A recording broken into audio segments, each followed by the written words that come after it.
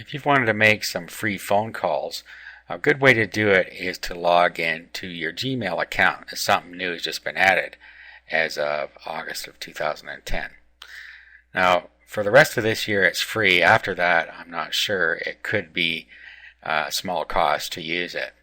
This is only good in the USA. However, it does work in Canada if you have your settings set to English US, which I do.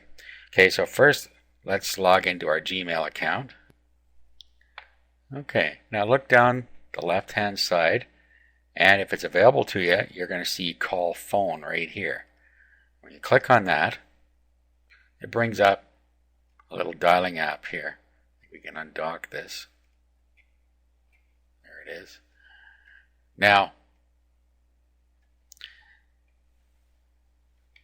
it may not come up for you the first time. I think you have to install an application. So on your first install, you're going to get a pop-up box, and then you're going to have to install the software.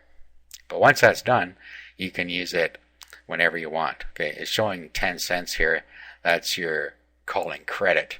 However, it's just a dummy number right now because you're allowed to go ahead and make the calls to the US and Canada for no money at all. So it works just like a normal phone. 1-800 whatever.